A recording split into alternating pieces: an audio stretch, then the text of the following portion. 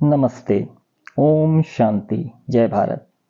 मैं राकेश मेहरोत्रा, लेखक, प्रयागराज, उत्तर प्रदेश। अपने श्रोतागणों का YouTube चैनल लेख व कहानियां में हृदय से स्वागत व अभिनंदन करता हूं। आज मातृ दिवस के अवसर पर मैं अपना नया लेख माँ ईश्वर का अनुपम उपहार प्रस्तुत कर रहा हूं। आशा है कि यह आपकी आशाओं के अनुरूप होगा। माँ शब्द में इतनी गहराई व विशालता समाई हुई है कि उसका वर्णन लेखनी द्वारा कर पाना बहुत ही दुष्कर कार्य है। फिर भी अपने इस लेख के माध्यम से मैंने इसको अभिव्यक्त करने का एक छोटा सा प्रयास किया है। आशा है आप मेरे हृदय के उद्गार को अवश्य अनुभव करेंगे। माँ के सम्मान में निम्न 4 पंक्तियां मैं प्रस्तुत कर रहा हूँ। माँ, तुम संपूर्ण हो, मैं तो मात्र अंश हूँ। तुम आत्मा हो, मैं तो तुच्छतन हूँ। तुम सम्मान हो माँ, मैं तो केवल भाव हूँ। तुम प्रकृति हो, मैं तो मात्र अंकुर हूँ। तुम संपूर्ण संगीत हो, मैं तो एक वाद्य हूँ। तुम तो धरा की ईश हो, मैं तो तेरी भक्ति हूँ। वेद व शास्त्रों में भी नारी माँ को सम्मान, सृजन व शक्ति का प्रतीक माना गया। माँ शब्द में ही ममता, मृदुलता, मातृत्व व मानवता का समावेश होता है। शास्त्रों में तो यहाँ तक वर्णित है कि नारी की जहाँ पूजा होती है वहाँ देवताओं का वास होता है। प्रकृति ने वंश वृद्धि की जो जिम्मेदारी नारी को दे रखी है, यह न केवल एक दायित्व है अपितु एक चमत्कार भी है। अथर्ववेद में तो नारी को सत्याचरण अर्थात धर्म का प्रतीक कहा गया है, जिसका तात्पर्य है कि कोई भी धार्मिक कार्य बिना नारी की उपस्थिति के पूरा नहीं माना जाता है। इन्हीं गुणों की वजह से प्राचीन समय में परिवार की मुखिया माता ही हुआ करती थी, लेकिन कालांतर में नियम कुछ बदल गए तथा वर्तमान में पुरुष को परिवार के मुखिया का स्थान मिल गया। माँ शब्द में सुख का एक ऐसा सागर समाया हुआ है जिसकी ममता की लहरें अपनी संतान की ओर आने वाली हर छोटी बड़ी मुसीबत को दूर हटा देती है। माँ का आंचल सुरक्षा के अभेद कवच की तरह होता है। तभी तो माँ हर किसी के जीवन में बहुत अहम होती है। उसकी इस अहमियत को वह ही समझ पाता है जिसकी भावनाएं भी माँ को ईश्वर जैसा स्थान देती हैं। अब हम कुछ अतीत पल की तरफ झांकने का प्रयास करेंगे। अतीत में पितृसत्तात्मक समाज में नारी का अस्तित्व बड़ा ही अकल्पनीय व दयनीय था। उनको केवल घर की चारदीवारी तक ही सीमित रखा जाता था। शिक्षा प्राप्त करना उनके लिए निंदनीय था। यहाँ तक कि बेटियों के जन्म लेने तक पर पाबंदी थी। नरहावी समाज में भ्रूण हत्या जैसे जघन्य अपराध व्याप्त थे। कोख में पल रही बेटी को जन्म देने के पूर्व ही मार दिया जाता था।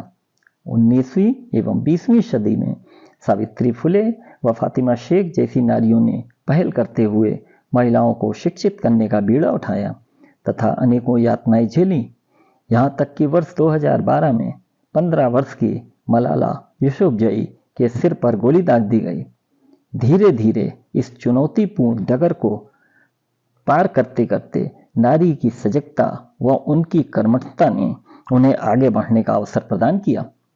साथ ही समाज में भी चेतना जागृत होने लगी। अब समाज के प्रत्येक क्षेत्र में वे अपना परचम लहरा रही हैं तथा राष्ट्र निर्माण में अपने जीवन के विभिन्न रूपों में बेटी, नारी तथा मातृ शक्ति के रूप में समाज में अपना सहयोग प्रदान कर रही हैं। माँ की भूमिका उनकी संकल्प शक्ति से लेकर स्वावलंबन तक का सफर होती है। इस रूप में तो वह अपना दोहरा स्वरूप प्रस्तुत करती हैं। एक तरफ तो वह एक मनोवैज्ञानिक सलाहकार की भांति अपने अंश की विशेष आवश्यकताओं को पहचान कर उसका जीवन संवारती है तथा दूसरी तरफ अपने कार्य क्षेत्र में अपनी सेवा देश को समर्पित करती है। डॉक्टर भीमराव अंबेडकर जी का कथन था कि नारी राष्ट्र की निर्माणी है। हर नागरिक उसकी गोद में पलकर बड़ा होता है। नारी को जागृत किए बिना राष्ट्र का विकास संभव नहीं है।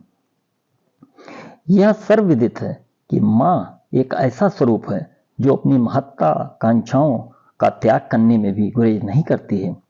वह घर पर रहे या कहीं दूर रहे, क्या फर्क पड़ता है। बच्चों के लिए तो माँ का एहसास ही उसका स्पर्श है। उसकी आंखें देखती भी हैं और सुन भी लेती हैं। मन की लहरों को, मन की हलचल को किसी मनोवैज्ञानिक की भांति बिना कुछ कहे सलाह देने वाली माँ की यही तो पहचान है। परिवार में बेटियां माँ के आंचल की छांव तले पलती बढ़ती हैं, मगर यही बेटियां जब उच्च शिक्षा प्राप्त करने या करियर बनाने की तलाश में घर से बाहर चली जाती हैं तो माँ के आंचल की छांव से दूर हो जाती हैं। तब बेटियां एहसास कर पाती हैं कि कितनी ठंडी शीतल होती है ममता की वह छांव। ऐसे समय में उन सूनी आंखों में उम्मीद की रोशनी बन जाती है माँ। उसकी यादें मन में अमृत घोलने जैसा सुख देती हैं। तब वह बेटियां एहसास कर पाती हैं कि कैसे बिना कुछ कहे माँ उनके मन की बात को समझ जाती है। अब हम माँ की ममता का एक कथानक के माध्यम से वर्णन कर रहे हैं। एक रात्रि मैं अपने कमरे में सो रहा था। अचानक एक आहट से मेरी आंख खुल गई तो सामने एक फरिश्ते को खड़ा पाया और घबराकर पूछ बैठा, आप यहाँ कैसे? फरिश्ते ने कहा, मैं तेरी माँ को लेने आया हूँ। यह सुनकर मैं घबरा गया, दिल बैठ गया, आंखें नम हो गईं और मैं बोला, आओ एक सौदा कर लेते हैं कि मुझे आप ले चलो मगर मेरी माँ की जिंदगी छोड़ दो। फरिश्ता हौले हौले मुस्कुरा कर बोला, लेने तो मैं तुझे ही आया था मगर तुमसे पहले तेरी माँ ने यह सौदा कर लिया है। यह है माँ के हृदय की विशालता व ममत्व। आगे चित्रण करना चाहते हैं कि आज बेटियां समाज के हर क्षेत्र में अपना परचम लहरा रही हैं। शिक्षा से लेकर डॉक्टर व इंजीनियर बनने तक में अग्रणी होने का गौरव प्राप्त कर रही हैं। उनके लगातार आगे बढ़ते कदम ने जल, थल व आकाश तक की सेवाओं को अपना वर्चस्व स्थापित कर दिया है। अब तो फाइटर प्लेन उड़ाने में भी महारत हासिल कर ली है। कोरोना काल में तो कोरोना फाइटर बनकर पुरुष के साथ कंधे से कंधा मिलाकर देश को एक बहुत बड़े संकट से उबारने में बहुत बड़ी भूमिका उनकी रही। यही नहीं, देश के महामहिम राष्ट्रपति पद पर भी आसीन होकर देश का गौरव बढ़ाने में महत्वपूर्ण भूमिका भी निभा रही हैं। वर्तमान में तो आबादी के 75वें वर्ष अर्थात अमृत महोत्सव से लेकर आजादी के 100वें वर्ष यानी अमृत काल तक इन 25 वर्षों में नारी की पहचान देश के उज्जवल भविष्य व विकास के अग्रदूत के रूप में की गई है। क्योंकि कोई देश पूर्ण रूप से विकसित होने का गौरव तब तक प्राप्त नहीं कर सकता जब तक वहां की नारी संबल नहीं होती है। मां के व्यक्तित्व पर स्वामी विवेकानंद जी का कथन था कि मां के अलावा संसार में कोई दूसरा धैर्यवान और सहनशील नहीं है। इसलिए मां की व्याख्या अतुलनीय है। मां के स्वरूप का वर्णन विवेकानंद जी के एक कथानक से भी हम आपको वर्णन करने जा रहे हैं। एक बार अमेरिका में एक महिला ने स्वामी जी से पूछा, स्वामी जी आपने किस विश्वविद्यालय से शिक्षा प्राप्त की है? मैं अपने बेटे को वही शिक्षा दिलाना चाहती हूँ। इस पर स्वामी जी बोले, अब वह विश्वविद्यालय नहीं रहा, टूट चुका है। महिला ने पुनः पूछा कि वह विश्वविद्यालय कौन सा था? इस पर स्वामी जी बोले, वह विश्वविद्यालय मुझे जन्म देने वाली मेरी माँ थी जो अब इस संसार में नहीं रही। यह है एक माँ का विशाल व्यक्तित्व। स्वामी जी के इस कथानक से प्रेरित होकर मैं कह सकता हूँ कि माँ का आशीष हर दुख का कवच है। माँ ईश्वर का वरदान है, माँ रचयिता है, माँ संपूर्ण संसार है। अतः मनुष्य को हमेशा नारी का सम्मान करना चाहिए। यह इसलिए नहीं कि वह एक नारी है, बल्कि यह सिद्ध करने के लिए कि उसकी परवरिश एक अच्छी माँ ने की है। पारंपरिक भारतीय समाज में माँ को त्याग, ममता और सेवा की मूर्त माना जाता है। माँ घर की धुरी होती है जिसकी भूमिका में बच्चों की परवरिश, घर की देखभाल और पति का सहयोग शामिल होता है। मगर बदलते परिवेश में अब वह केवल गृहिणी नहीं रह गई है, बल्कि वह एक शिक्षित, आत्मनिर्भर, आत्मविश्वासी और बहुआयामी व्यक्तित्व की धनी महिला बन गई है। माँ अब सिर्फ एक रिश्ते का नाम नहीं है, बल्कि हर मोर्चे पर खड़ी एक सशक्त नारी का प्रतीक बन गई है। हालांकि यह बदलाव आसान नहीं है, मगर वह माँ के साथ हर रिश्ते को एक मजबूत धागे में पिरोना चाहती है। आज के परिवेश में तो माँ बच्चों की दोस्त भी है, मेंटर भी है, मार्गदर्शक भी और उसकी रोल मॉडल भी है। उन्हें इन्हीं प्रयासों से बच्चे निडर, आत्मनिर्भर व अच्छे इंसान बनने में सहायक हो रहे हैं। हम अब इस निष्कर्ष से यह कह सकते हैं कि माँ समाज को जोड़ने का वह धागा है जो पूरे परिवार को बांधे रखती है। वह हर परिस्थिति में पूरे परिवार की खुशियों व जरूरतों का ख्याल रखती है। वह बिना थके, बिना शिकायत किए पूरी ममता व प्रेम के साथ अपनी जिम्मेदारी निभा रही है।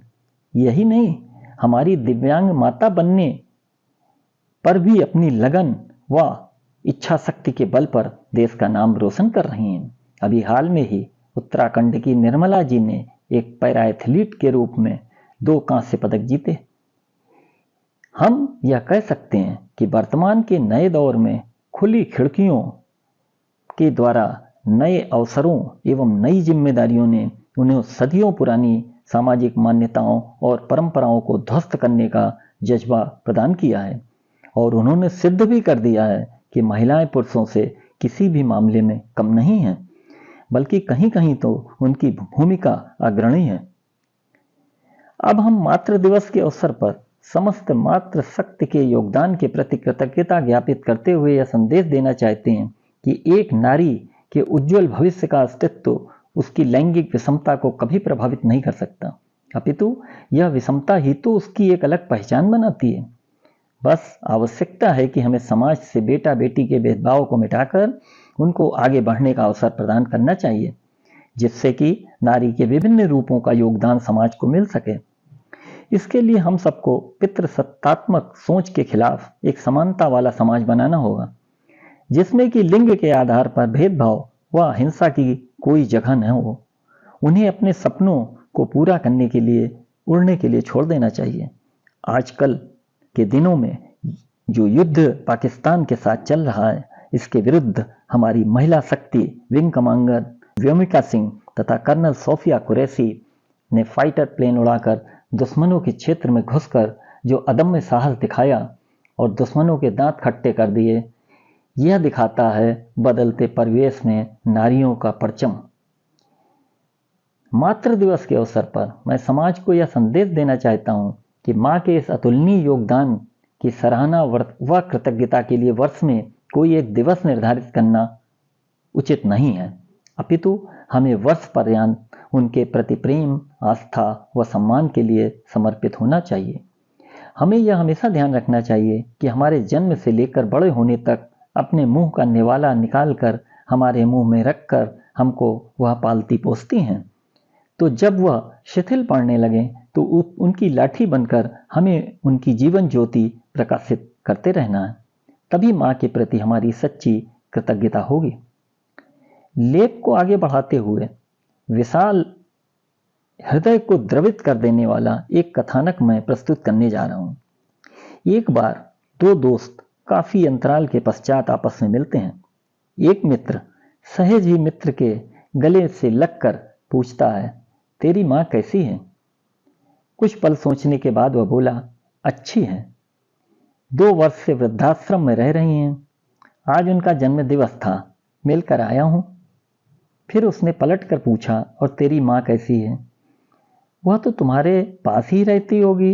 इस पर उसने उत्तर दिया कि मित्र, अभी मैं इतना बड़ा नहीं हुआ हूं कि माँ को अपने पास रख सकूं। मैं ही माँ के पास रहता हूं, जन्म से लेकर अभी तक। फिर धीरे धीरे हौले हौले मुस्कुराने लगा। अंत में मातृशक्ति के लिए उनके सम्मान में 4 पंक्तियां मैं समर्पित कर रहा हूं। माँ पृथ्वी है, जगत है, धुरी है। माँ बिन सृष्टि की कल्पना अधूरी है। माँ की ये कथा अनादि है, आध्यात्म नहीं। माँ का महत्व दुनिया में कम नहीं हो सकता।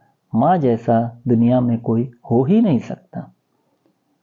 अब हम लेख को समाप्त करते हुए अपने श्रोतागणों से विदा लेना चाहते हैं।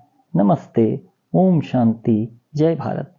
साथ ही निवेदन करते हैं कि यदि यह लेख आपको अच्छा लगा हो तो अपना आशीर्वाद लाइक व कमेंट के रूप में अवश्य करें। मैं विश्वास दिलाता हूं कि शीघ्र ही अपने नए लेख को लेकर आपके समक्ष अवश्य ही उपस्थित रहूंगा। धन्यवाद।